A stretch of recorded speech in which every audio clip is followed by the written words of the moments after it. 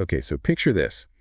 You're gazing up at the night sky, right? Billions and billions of stars just twinkling away and those massive galaxies swirling. It's like looking at some incredibly intricate machine. Yeah, the cosmic clock. Totally, with gears turning and those fundamental laws of physics kind of dictating every single movement. But here's the big question. What if that's just the surface? Like, what if deep down the universe isn't actually a machine at all? What if it's something way more profound? Maybe something closer to a single colossal thought. Welcome to the Deep Dive, where we tackle the universe one mind-blowing concept at a time. And we're doing this deep dive especially for you, the learner. That's right. You're the kind of person who doesn't settle for just the headlines.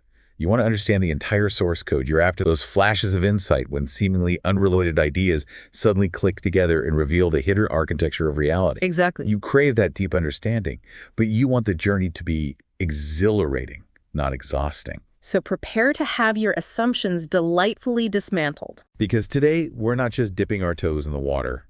We are diving headfirst into the deep end of existence itself. We're talking full immersion. Our mission, to give you a comprehensive, extensive, and wildly entertaining exploration of the bedrock ideas that underpin everything. From the vast expanse of the cosmos down to the tiniest flicker of a subatomic particle. We're talking connecting those big why are we here questions with the nitty-gritty, how does it all work? Details in a way that'll leave your brain. Well, let's just say your brain might need a little cool down period afterward. You might need a little lie down. And the maps for this ambitious expedition come from a collection of fascinating works. Proof of God, the shocking true answer to the world's most important question. Then there's the God Theory Universe's zero-point fields and what's behind it all, and the miracle of our universe. All either written or co-authored by our main man for today, Bernard Haisch. Oh yeah, and there's also his very thought-provoking The Purpose-Guided Universe, Believing in Einstein, Darwin, and God. We've got a lot to cover. Yeah, we do. Folks, we invite you to like and subscribe. Your support helps to keep the channel growing and us finding mind-blowing new content to bring to you. Now, the origin story behind at least one of these books, Proof of God, is particularly interesting. It all started when the author Ptolemy Tompkins had this encounter with a highly respected scientist, Bernard Haisch himself. And get this, Bernard held a firm and unapologetic belief in God. That's fascinating. Just the idea of a scientist, someone dedicated to empirical observation, embracing faith, might make some people pause and reconsider their own assumptions about science and spirituality. For sure. So to start untangling this cosmic tapestry, let's begin with something so fundamental we encounter every single moment. Inertia. Why do things resist being moved? Inertia. It's that feeling you get when a roller coaster suddenly slams on the brakes or when you're wrestling with a stubborn piece of furniture that just won't budge. I know that feeling. It's the tendency of an object to want to stay in its current state of motion. If it's at rest, it wants to remain at rest. And if it's moving, it wants to keep moving at the same speed in the same direction unless some force acts upon it. Inertia is basically the backbone of our entire physical experience. And for centuries, scientists were brilliant at describing what inertia did, the effects of it. Right. But the fundamental why, the root cause, remained a bit of a puzzle, a silent question mark hanging over our understanding of the physical world. We took it for granted, just like the air we breathe, but its origin was surprisingly elusive. Totally. Then along came a major breakthrough, a potential answer to the mystery of mass, which, as you know, is closely tied to inertia, the Higgs field theory. Right, the Higgs field. Yeah. It's this mind-boggling idea that the entire universe is permeated by this invisible field, much like air fills a room. Okay, I'm visualizing it. And as fundamental particles like electrons and quarks zoom through this field, they interact with it to varying degrees. So some particles are kind of swimming through this field more easily than others. Exactly. And this interaction creates a kind of drag. Yeah, almost like friction. And that drag is what we perceive as mass. So the more a particle interacts with the Higgs field, the more massive it becomes. You got it. And the more massive it is, the more it resists changes in its motion. In other words, the more inertia it has. That's pretty wild. So the Higgs field is kind of like this cosmic molasses that gives particles their heft. A pretty good analogy. And the discovery of the Higgs boson, the particle associated with this field, was monumental. It was like finding the missing piece of the puzzle, confirming that this universe-pervading field actually exists. Huge implications. It really suggested the profound truth, no Higgs field, no world. as we know it. Because without this mechanism, particles would just zip around at the speed of light. They wouldn't clump together to form atoms, stars, planets, or you and me. Right. No stuff. Okay, so that's the prevailing and, as you said, very successful scientific model. But, and here's where things get really interesting for our deep dive today. Bernard Haisch, working with Alfonso Rueda and Hal Puthoff, proposed an alternative and possibly complementary perspective. Yeah, they suggested that the Higgs mechanism might not be the complete or even the primary explanation for inertia. Okay, so not saying the Higgs field doesn't exist, but asking if there might be other fundamental forces at play in giving rise to this resistance we call inertia. It's like discovering one key ingredient in a complex recipe, but then wondering if there are other subtle spices that contribute to the overall flavor. I like that analogy. So from this everyday experience of trying to shove a stubborn couch across the room, we've already journeyed to the cutting edge of particle physics and started peering into alternative explanations for something we usually take for granted.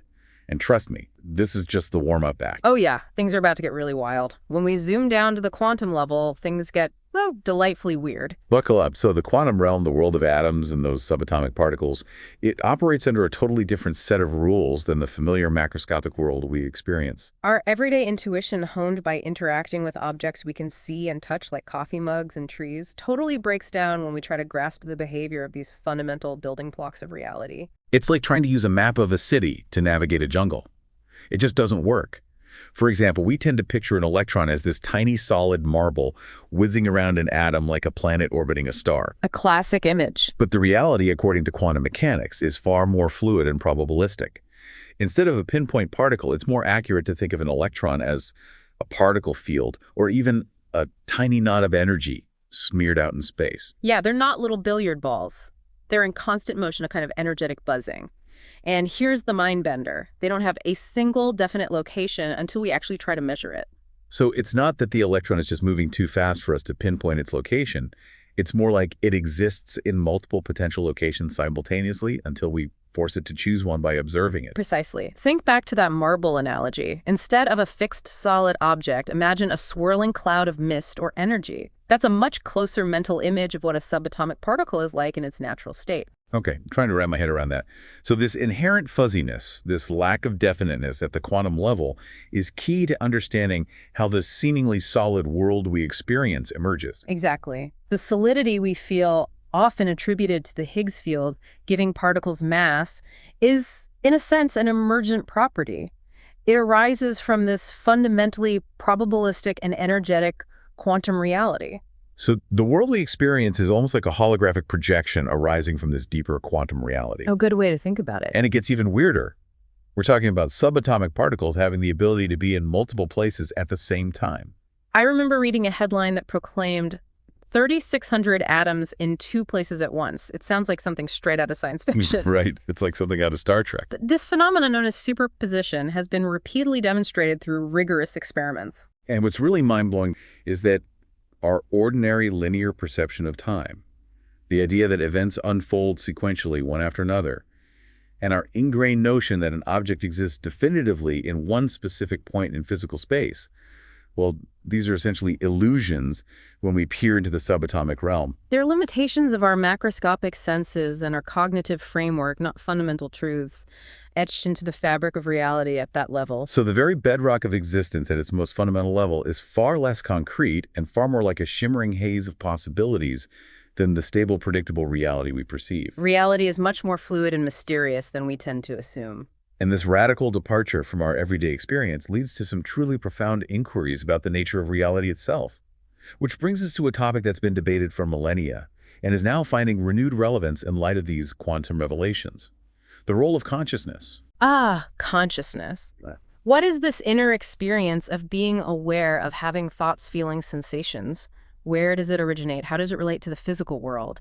These are questions that have captivated philosophers and scientists for centuries. Big questions. And Bernard Haisch steps into this arena with a bold and provocative proposition.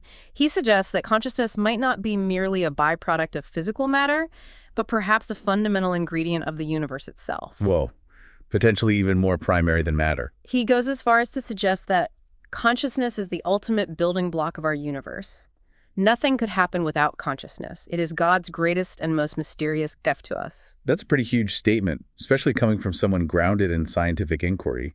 It completely flips the traditional materialistic worldview, which posits that consciousness is solely an emergent property of complex physical systems like our brains. Right, a result of intricate biochemical processes and neural networks firing. But Haisch and others find this purely mechanistic explanation lacking. It doesn't quite account for the subjective qualitative experience of consciousness, the feeling of what it's like to be aware, to experience the world. Exactly. It's like trying to explain the taste of chocolate solely in terms of its chemical composition. You're missing the essential subjective experience of what it's actually like to savor that chocolate. I see what you mean. It's the difference between describing the physical process of light hitting our eyes and the actual experience of seeing a vibrant sunset. Precisely. And think about René Descartes, the brilliant 17th century philosopher and mathematician. He famously drew a sharp distinction between the inner world of thought, which he termed res cogitans, and the outer world of measurable physical things, res extensa. So res cogitans is essentially the realm of our minds, our subjective experience. And res extensa is the world of objects and physical phenomena. Okay, and it's important to remember that Descartes himself was a devout believer in God. His intention wasn't to diminish the importance of the inner world.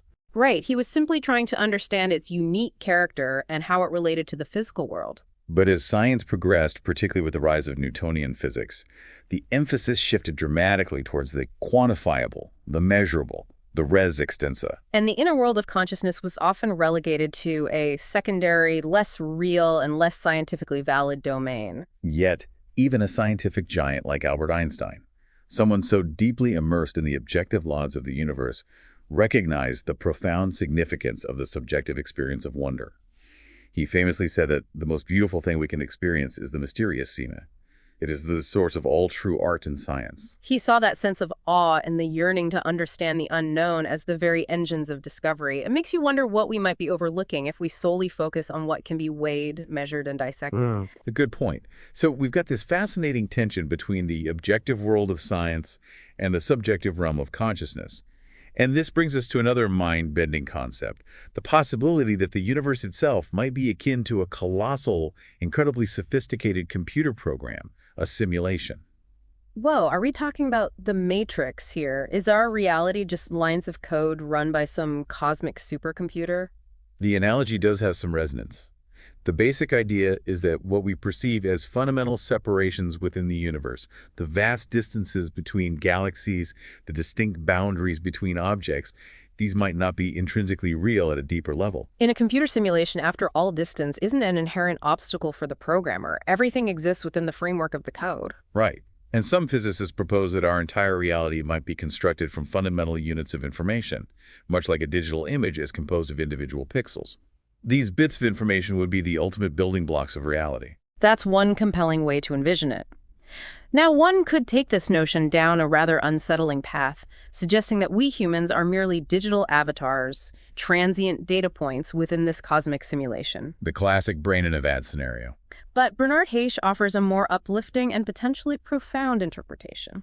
Okay, so instead of being reduced to mere data, perhaps this simulation analogy actually points us back to the fundamental importance of consciousness. Exactly. If the universe operates somewhat like a simulation, perhaps consciousness isn't just a fleeting byproduct, but the very essence that's being simulated, or the fundamental ground upon which the entire simulation runs. And this circles back to the idea that everything in the universe, from the finely tuned laws of physics to the very existence of matter and energy, might not be the result of random chance at all. The sheer improbability of everything being precisely as it is strongly hints at a non-random origin. Which brings us to what Haisch calls the God theory. So lay it on us. What exactly does this theory propose? The God theory, at its core, posits that consciousness is the fundamental source of everything we observe, matter, energy, and the very laws that govern their interactions. It beautifully echoes that insightful quote from Sir James Jeans, "The universe begins to look more like a great thought than like a great machine." I like that. So the universe is more like a mind than a machine. Exactly. The underlying idea is that God's purpose in creating this universe, and perhaps countless others, is to experience his own infinite potential through us, through sentient beings. So we humanity and perhaps all conscious life throughout the cosmos are, in a sense, God experiencing the physical realm through a multitude of perspectives. It's a radical and awe-inspiring thought. The ancient spiritual concept of thou art that beautifully captures this profound interconnectedness, our deepest spiritual nature being ultimately one with the ultimate consciousness with God. So how does this creation process work? How does this boundless consciousness become the physical universe we experience? Haisch uses a powerful metaphor to illustrate this. He compares it to pure white light passing through a filter. Imagine infinite, undifferentiated potential. That's God in his essence. Then through a process of selective limitation, or what he calls intelligent subtraction, this boundless potential becomes the structured reality we perceive our universe, with all its specific laws, forms, and limitations. So it's like a projector shining pristine white light through a slide. The image that appears on the screen is defined not only by what light passes through, but also by what's intentionally blocked. A very vivid way to conceptualize it. But this raises a big question, the problem of evil. If God is the ultimate source and intends to experience through us, why is there so much suffering, pain, and injustice in the world? That's a profound and enduring question that's challenged theologians and philosophers for centuries. Definitely no easy answers there. The God theory suggests that God deliberately chooses to remain off the playing field, so to speak, to allow for genuine freedom of choice and the emergence of truly novel and original experiences. If God were constantly intervening, micromanaging every event, it would be like a pre-scripted play devoid of genuine spontaneity and the potential for unexpected outcomes. So the suffering and challenges we encounter are part of this open, dynamic system. Yes, they provide opportunities for growth, learning, and the exercise of our free will, even when those choices lead to pain. Okay, so what about those exquisitely just right laws of physics, the fine-tuning that makes our universe so remarkably conducive to life? That's explained within this framework as God's just right ideas. His intentional blueprint made manifest, the very fabric of reality, the fundamental constants and the rules that govern how everything interacts are seen as the intentional design of this ultimate conscious intelligence. So it's not just random chance that our universe is so hospitable to life. Precisely. Now we've journeyed through some seriously mind-bending territory, and I know there are a lot of different perspectives on all of this. We have the rigorously scientific reductionist viewpoint, and then these more expansive consciousness-centered or spiritual interpretations. How do these different lenses on reality interact, and do they have to be in conflict? It's a crucial question. There's the well-known concept of non-overlapping magisteria, famously articulated by Stephen Jay Gould. Right, the idea that science and religion occupy separate, non-interfering domains. Exactly. Science deals with empirical facts about the natural world, while religion addresses questions of values, ethics, and meaning. But Bernard Haisch challenges this strict separation. He argues that these two fundamental ways of understanding reality not only can, but should inform and enrich each other. So it's not about choosing one or the other, but finding ways to integrate these different perspectives. Precisely. So what kind of evidence does Haisch point to in support of this more spiritually inclined perspective? Yeah. Science typically demands tangible, measurable proof. Haisch argues that there is empirical evidence, albeit not always the kind traditionally measured in a physics lab. He points to the wealth of intersubjective experiences, including profound mystical insights and near-death experiences, or NDEs, as potential sources of valuable data about a broader, non-material reality. So experiences that might hint at a reality beyond the purely physical. Yes. Consider the pioneering work of Dr. Raymond Moody on NDEs and the remarkably consistent patterns of transformative positive changes reported by people who have had them a heightened appreciation for life, increased compassion and empathy, a deeper sense of spirituality. These aren't easily dismissed as mere neurological glitches. He argues they deserve serious investigation. And what about those intriguing accounts of young children seeming to recall details from past lives? Yes. The extensive and meticulous research of Dr. Ian Stevenson at the University of Virginia documented numerous cases of children spontaneously reporting detailed memories of previous lives. Memories that could often be independently verified. That's fascinating. It presents another significant challenge to purely materialistic interpretations of consciousness. While certainly controversial, even Carl Sagan acknowledged that this phenomenon deserved rigorous scientific scrutiny. It does seem like we're venturing into areas that mainstream science sometimes hesitates to explore. And speaking of science, you mentioned earlier the term God particle, the nickname for the Higgs boson. You indicated that you found this label problematic. I do. Attaching such a theologically charged label to a fundamental particle discovery does a disservice to both science and spirituality. How so?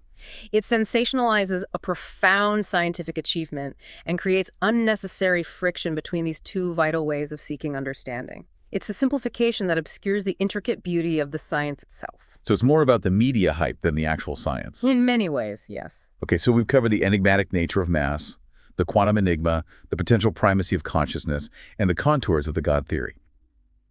Now let's loop back to an idea we touched on earlier, the notion of a field permeating all of existence. This leads us to zero-point energy. Yes. The zero-point field, or ZPF, also named of the quantum vacuum. It's this vast fundamental field of energy that permeates the entire universe. So not just empty space, but a field teeming with energy. Exactly. It's a dynamic arena where virtual particles are constantly popping in and out of existence, a direct consequence of the Heisenberg uncertainty principle. And this principle states? It states that there's an inherent limit to how precisely we can simultaneously know certain pairs of physical properties of a particle, like its position and momentum. So the more precisely we know one, the less we can know about the other. Exactly. And this fundamental uncertainty implies that there's always a residual level of energy present, even in what we perceive as a perfect vacuum. So even the emptiest space is buzzing with energy. You got it. And this isn't just some abstract theoretical construct. The Casimir force provides compelling empirical evidence. If you take two perfectly smooth metal plates and place them incredibly close together in a vacuum, you can actually measure a tiny but definite force pushing them towards each other. Why does that happen? It happens because only certain wavelengths of the zero-point field can fit within the narrow gap between the plates, creating a pressure imbalance compared to the space outside. So the plates are being pushed together by the energy of the vacuum itself. In essence, yes. That's incredible. Now here's where things get really interesting, because Bernard Haisch, along with Rueda and Puthoff, proposed a groundbreaking and still debated idea. Could inertia itself originate from the universal radiation pressure of this ubiquitous zero-point field? That's the core of their theory. They propose that when an object accelerates, it experiences a resistance due to its fundamental interaction with the ZPF. Imagine trying to push an object through a very subtle but all-pervading fluid. Okay, I'm picturing it. As the object accelerates, it interacts with the fluctuating electromagnetic fields of the zero-point vacuum, and this interaction generates a force that opposes the acceleration. That's inertia. So it's like the object is bumping up against the energy of the vacuum. A good analogy. And remarkably, Alfonso Rueda even managed to mathematically derive Newton's fundamental law of motion directly from the properties of the zero-point field. Deriving a fundamental law of classical physics from this underlying quantum energy field, that's wild. So maybe the Higgs field isn't the sole origin of inertia, or perhaps the ZPF plays a more fundamental role in giving matter this inherent resistance to change. It's a perspective that challenges the standard model of particle physics and suggests a potentially deeper connection between the fabric of space-time and the fundamental properties of matter. It definitely opens up some mind-bending possibilities. Oh. Okay, let's shift gears again. From the infinitesimally small world of the zero-point field to the unimaginably vast, the Big Bang, the prevailing scientific model for the origin and evolution of our universe. Right, the idea that everything expanded outward from an incredibly hot, dense point to singularity. And this concept of creation out of nothing has been surprisingly well validated by scientific evidence. Yes, most notably, the detection of the cosmic microwave background radiation, which is essentially the afterglow of the Big Bang itself. So we have pretty solid evidence for the Big Bang. Now, this theory inevitably raises another profound question. Why is our universe so just right for the emergence of life? The fundamental laws and physical constants seem to be exquisitely finely tuned. Right. Even a tiny alteration in these parameters could have resulted in a universe devoid of stars, galaxies, planets, and life as we know it. This is the essence of the fine-tuning argument. It's like someone carefully calibrated a bunch of dials to create the perfect conditions for life. Precisely. And the most prominent scientific hypothesis proposed to explain this fine-tuning without invoking a cosmic designer is the multiverse theory. The multiverse. Yes, this idea proposes that there are countless other universes, each with its own unique set of physical laws and constants. So we just happen to live in the one that won the cosmic lottery. That's the gist. But as Bernard Haisch points out, the sheer number of other universes required for this statistical argument to be truly compelling is staggering, potentially far exceeding the number of atoms in our observable universe. An almost unimaginable number of universes. The God theory offers a contrasting perspective, suggesting that our life-permitting universe isn't the result of random chance, but rather the intentional outcome of the purpose and design of an eternal intelligence. Okay, we've danced around the edges of the quantum world a few times now.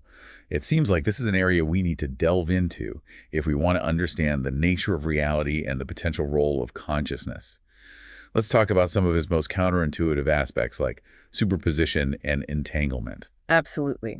As we touched on earlier, superposition is the principle that a quantum particle can exist in a combination of multiple states or locations simultaneously until the act of measurement forces it to choose one definite state. Remember those 3,600 atoms in two places at once? Yeah, that's still messing with my head. Entanglement is another strange phenomenon where two or more quantum particles become linked together in a way that they share the same fate regardless of the distance separating them. So if you measure a property of one entangled particle, you instantly know the corresponding property of the other, even if they're light years apart. Exactly. It's as if they're communicating instantaneously across vast distances, which seems to violate Einstein's theory of special relativity, which states that nothing can travel faster than light. Einstein wasn't a fan of this spooky action at a distance. He wasn't. But despite his reservations, entanglement has been experimentally verified countless times, confirming its reality. So it's one of those things in quantum mechanics that we just have to accept, even if it doesn't make intuitive sense. It seems so. And then there's the famous double slit experiment, where a single photon of light, when fired at a screen with two slits, seems to pass through both slits, simultaneously creating an interference pattern, like a wave. But if you try to observe which slit the photon actually goes through, the interference pattern disappears, and the photon acts like a particle passing through only one slit. So it's like the act of observing is influencing or even creating the reality at the quantum level. Precisely. And this leads to some profound and still debated interpretations of quantum mechanics. One is the idea that there is no objective reality beyond what we observe. In quantum theory, the wave function, the mathematical description of a quantum system, and the particle itself are intertwined. So the act of measurement collapses the wave function from a superposition of possibilities into a single definite outcome. Yes, suggesting that consciousness, or at least the process of observation, plays a fundamental role in shaping reality at the quantum level. So our awareness isn't just passively recording a pre-existing objective universe. It's actively participating in bringing it into being. It's a paradigm-shifting idea with huge implications. Totally. And this concept of a fundamental role for consciousness resonates with many ancient spiritual traditions and philosophical perspectives. It does indeed. Which brings us to the perennial philosophy. For those unfamiliar with it, what does it encompass? The perennial philosophy is the notion that there are core spiritual truths and insights that are consistent across many different cultures and religions throughout human history. These common threads often emerge from profound mystical experiences, direct encounters with a deeper level of reality. And what are these mystical experiences typically like? They're often characterized by a profound sense of unity, a dissolution of the individual ego, and a direct realization of the interconnectedness of all things. Individuals often report a feeling of oneness with an all-encompassing consciousness, what different traditions might call Brahman Nirvana Ein Sof, or the Godhead. So this recurring theme of unity, of feeling connected to something far greater than ourselves, is a consistent element across diverse spiritual paths. It is. And the idea that the universe itself could be considered the body of God is also a key part of the perennial philosophy. And this isn't just a metaphor. Not necessarily. The perennial philosophy often suggests a deeper, more literal truth, that the divine isn't an external creator, but rather immanent, residing within and experiencing the universe through us, through all of creation. That's a powerful concept. So these mystical states involve a sense of timelessness and unity with the cosmos. Precisely as described by individuals like Dr. Alan Smith, who recounted an experience of becoming one with a God that is the universe itself, a God synonymous with unconditional love. It sounds like we might be on the verge of a convergence, a reconciliation between science and spirituality. Yet there often seems to be tension or even conflict between the two. Why is that, and is there a way to bridge this divide? There's often a perceived tension, and much of it stems from dogmatism on both sides. Science in its ideal form is a process of open inquiry, rigorously examining evidence and revising our understanding based on new findings. The challenge for science, as Haisch argues, is to cultivate a genuine openness to all forms of evidence, including subjective experiences like NDEs and mystical insights. Without dismissing them just because they don't fit neatly into a materialistic framework. Exactly. And what about religion? What role can it play in bridging this gap? For religion, the challenge is moving beyond rigid dogma and unquestioned truths towards a more direct, experiential understanding of the divine. Ironically, if religious traditions were successful in fostering practices that elevated human consciousness to a point where people could directly experience this profound interconnectedness, it might render organized religion as an intermediary less necessary. The emphasis would shift from belief to direct knowing. Exactly. So the hope is for a future where science and spirituality aren't seen as opposing forces, but as complementary ways of exploring the same underlying reality. A future where science expands its methodologies and worldview to encompass subjective experience and where spirituality embraces critical thinking and the insights of science. This integration wouldn't diminish either discipline.